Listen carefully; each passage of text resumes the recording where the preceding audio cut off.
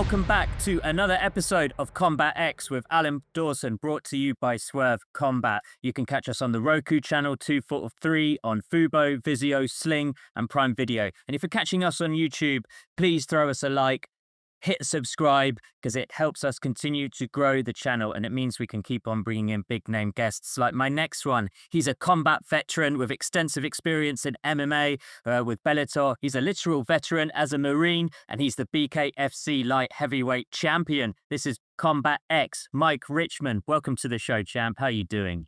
I'm doing good, brother. Yeah, thanks for having me on. Of course, of course. Like, first things first, you're returning to competition on May the 10th at the Maverick Center in Salt Lake City. So let's start with your title fight against Josh Dyer. It's your first defense. How is life as the champion? You know what? It's pretty similar. It's pretty similar life as a champion. I think one of the big changes in my life that I made, the adjustment I made, I've always, in my whole BKFC career, my whole bare knuckle career, I was kind of juggling two careers at once. I was a general manager and regional manager of, a gentleman's club, in the strip club business. And I've been in that business for many years, also while trying to, train as a bare knuckle fighter and be the best in the world doing that, right? So once I became champion, I realized, I needed to stop trying to be 1 foot in, 1 foot out of both things. And I knew that my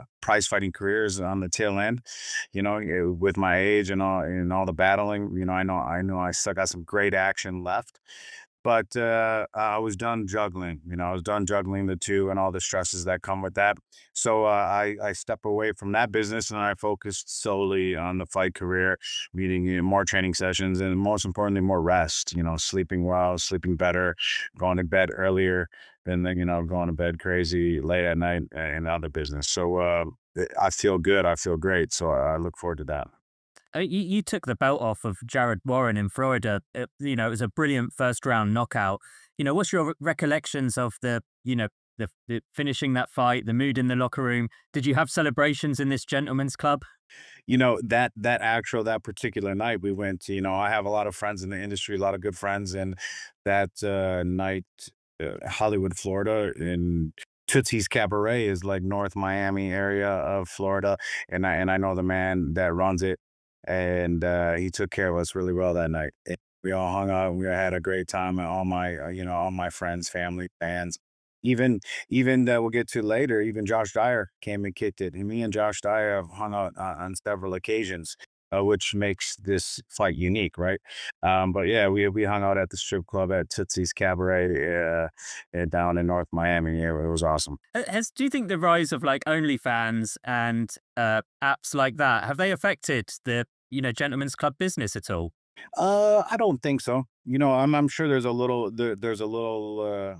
slight effect. I haven't personally noticed a big drastic effect compared to when I got into the industry. Maybe if you look compared to the 90s, early 2000s, whatever, possibly.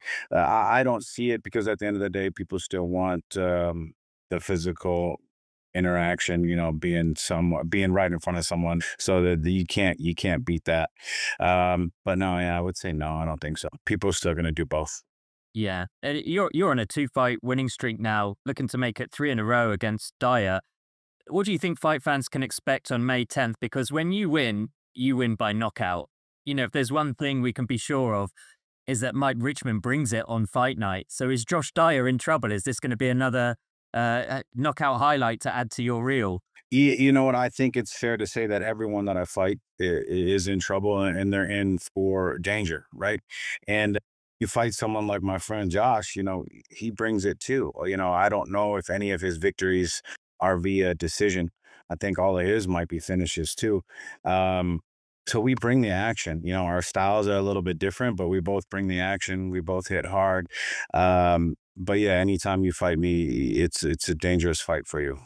I'd love to talk to you about the beard game as well, because I know, like, in previous photos I've seen of you, you've been rocking like the elite bare knuckle mustache with with the flick here. So, what do you think the keys to growing a good beard? Because for me, I only really got into it because I'm lazy, so I would never shave every day. Like when I was a kid, my dad would be shaving every morning, and I really struggled to even find the time to do that. It's only been recently that I've started to actually like groom it. And are you a beard oil kind of guy? I'm a beard oil, beard balm guy. I tend to I'll line it up a little bit. Whenever I'm in training camp, I never really trim my beard short. I'll grow it out. So then I'll get wild and then I'll kind of, I have to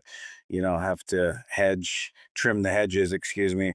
And but yeah, using the beard balm and the beard oil helps with that from going super wild, trimming it up. Um, I might go with a shorter beard, but still rocking the mustache for the fight. I haven't got my pre-fight haircut and trim up yet. That'll be in the next day or so here before I take off. But yeah, I'm a beard guy. I'm a beard guy in between fights for sure. I always grow it out. Yeah, what you can do with the mustache is elite. I would definitely have that mustache with the beard though. Yeah, the double. I like Yeah, it. yeah.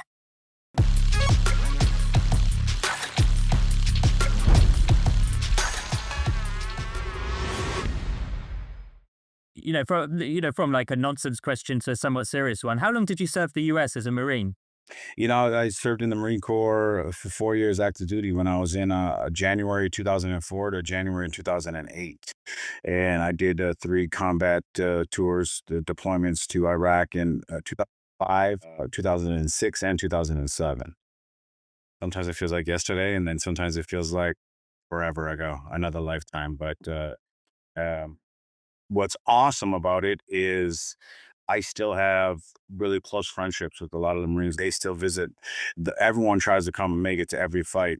Yeah, so I take pride in kind of rocking, the Marine Corps that on my shoulders, and I enjoy that. I kind of have this theory that the world's always been a bit of a mess, geopolitically. And as you get older, maybe you think it gets worse, but with social media connectivity, instant internet news, I just think we're more exposed more now. And maybe you're a bit more aware of it the older you get and in tune to it. But yeah, when you look at the world today with what's going on in Gaza and Ukraine and elsewhere, do you think the world's safer or more dangerous than when you served, or is it kind of the same kind of issues? No, I think it's pretty similar, but the streams of the media where people at the fingertips can get so many different avenues of viewpoints and videos and all that. It makes it so much more, you know, shocking and more real and in your face with with a lot of stuff that goes around, worldwide. Yeah. I read the book American Sniper, and I've seen the film too. But in the book, the guy's name's Chris Kyle. There's a scene when he's drinking at a bar with his, military buddies. There's a few MMA fighters there. I think I got the impression it was local, regional guys rather than, big names. But egos got checked. One thing led to another, and there was this brawl between them. In the book, Chris Kyle says there's no question over who's tougher and who's better as fighters between Navy SEALs, which is what he was, and actual MMA fighters. He says it's the SEALs. As someone who's been both a Marine and an MMA fighter, bare knuckle fighter, who do you think are the best fighters, Marines, SEALs, or MMA guys?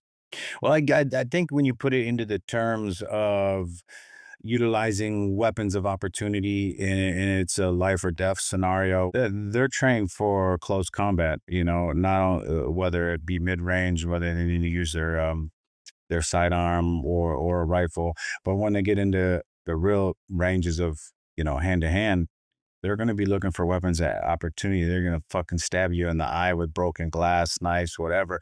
They're always in a mindset to destroy the enemy.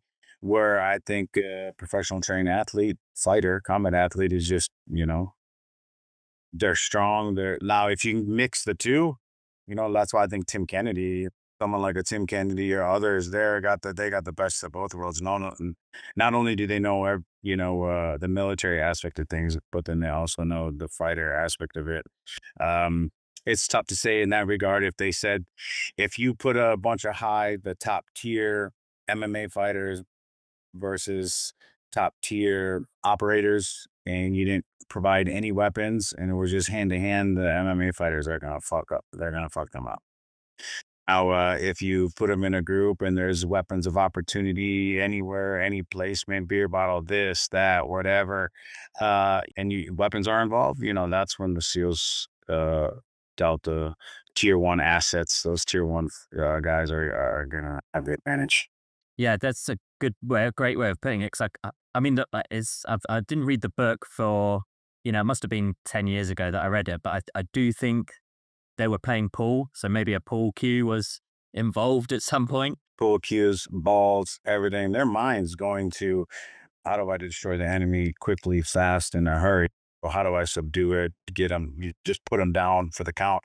Um, I just think they think in that mentality. They know their escape plans. They know they're going to do this, this, and then the egress out of here and that. Like they're thinking all those things.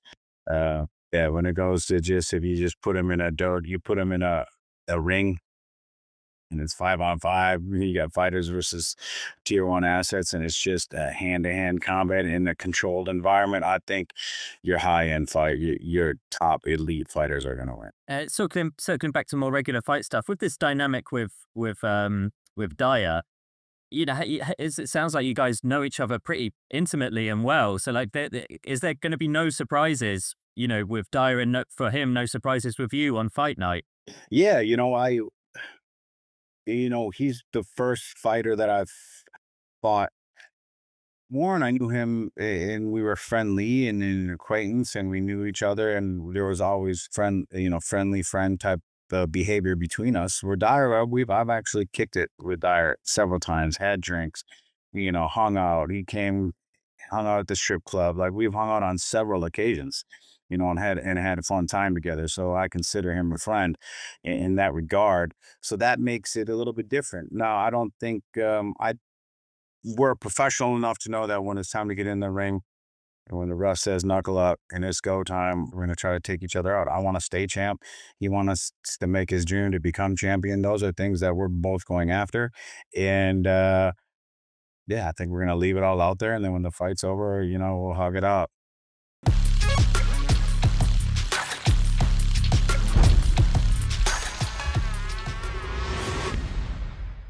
Like I mentioned, we've had Jared Warren on the show, Joseph Creer too. You know, they've just fought the weekend just passed.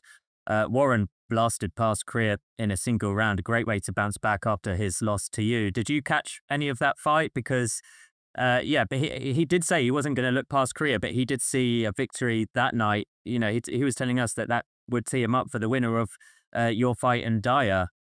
Yeah, I saw the fight. He looked good. That small ring brings out a totally different style of fight. And then when you put two really tall guys in there, I mean, Creer, he tall as hell. He made Jared look short. And then you get Jared, who's already, relatively tall for the game, and you put him in a tiny little ring. There's only a couple little steps that those guys make, and they're against the ropes. So Jared definitely fought a good fight in attacking, throwing a bunch of heavy punches. He had Creer stunned, and then he just kind of just threw and went for the kill. So he looked good doing that. He looked aggressive. He looked like he wanted it. And I get that. It could have went one or two ways. He could have, folded. Another guy wanted it more, but Jared definitely wanted to stay at the top. Now, whether that victory gets him a title shot, maybe that's what the promotion told him. I don't know. Sounds like he wants to. I mean, I'm sure he wants to run it back with both Josh and I, because we both beat him before, right? I want to run back my losses against, Mundell. But I would run a fight Lorenzo again. I would want to run that back with him. That's my two losses. My only two losses in BKFC are against world champs, the pound for pound top guy, and Lorenzo, who was up there as well. Who knows when he'll be back? I get that. You want to get your belt back, which you think it's yours, and you want to fight the guy that beat you. We'll see what happens. We'll see what happens for his next fight. And what I want next, or I still want that Perry fight. I know Mundell wants that fight. What I want to go back, what I want to give Mundell a good, honest effort, with my mind right, focused 100% on fighting. Yeah. Would I want another big mega fight with Lorenzo? Absolutely. There are so many options for me for my next fight on where it could go and who I could fight. And I think he's just zoned in on getting that rematch, and I understand that. Yes, he should. He wants to get that title and he wants to get that loss back. So Speaks to the quality of the division, though, especially as you being champion. Just there's potential challengers and rivalries in a lot of directions. Not just Warren. for sure. And you've had 9 BKFC fights going back to 2021. As someone who's been in the game as long as you have, seeing the rapid rise of not just the promotion, but the sport of bare knuckle as a whole. Conor McGregor coming in as part owner. Uh, for you, is it more exciting being a part of this brand BKFC than it was for Bellator? Do you think BKFC has a better shot of relevancy as like the kind of quote unquote number two to UFC than, for example, Bellator or PFL maybe ever had? That was that's actually a super fucking good question. That's the first time anyone's ever asked me that question. I really enjoyed my time in Bellator, and obviously the run that I have, and the title contention that I was in at both featherweight and at bantamweight. Um, but yeah, I think being a part of the new growing sport, and then you can put me kind of in the American pioneer level of legalized bare knuckle boxing or fighting in the US. That's fucking awesome, right? So to be a part of that growth, to be a part of the whole kind of genesis of it rising to the top, that's awesome. And the experience that I have with BKFC rising to that, where it's going to go, it does overshadow my time that I had with Bellator. Do you think we've heard Conor McGregor say he's going to be a part, a player manager, I think were his words. We've had David Feldman on the show as well. He's kind of he says we need to take Conor's words as they come. Like, he does want to fight in BKFC, but I really don't know what weight he would fit in at. I don't think he's going to ever go back to 145, 155 might even be a stretch. Do you think like heavyweight is too much for him if he was ever going to come back come back to sport and specifically to BKFC? Because he seems more invested in BKFC than he does UFC. Yeah, I think if he were to fight in BKFC, I think he's really, put on size, and you don't really need to worry, like, you don't need to be worried as much with the grappling strength kind of advantage. Sure, you have the collar ties here and there. I think you'd be 175 or 185, maybe 65, but I think you'd be 75 or 85. Now, whether if you'll ever fight in BKFC, I think he's still something that's tying him where Dana White and UFC Yeah, he's still got 2 fights left on the UFC deal. Yeah. it had to be a co-promoting deal. They'd have to do a Mayweather, type of UFC deal where it's kind of BKFC, or is it in the mix with UFC? How they would do that, I don't know. It'd be cool though. And yeah, finally, any closing words for fight fans? The OGs of BKFC. Any new fans we're picking up along the way? The likelihood for violence in this bout against Josh Dyer. The floor is yours, champ. Yeah, the likelihood for violence is very, very, very high. Um, and this Saturday, May 10th, it's going to be electric. It's going to be fireworks at the Maverick Center in Salt Lake City, Utah. I would highly suggest downloading the app DAZN and watching this fight. It is going to be, like I said, electric, and the other fights on the card are going to be awesome. And just continue to watch this sport grow, baby, because it's going to be huge. I completely co-sign all of that. It's a great place to leave it. Mike's Total Defense is live on DAZN on May 10th. Make sure you check back to Combat X and to Swerve Combat as we air previous BKFC shows. And we talk about them all the time on this show too. That was Combat X, Mike Richman.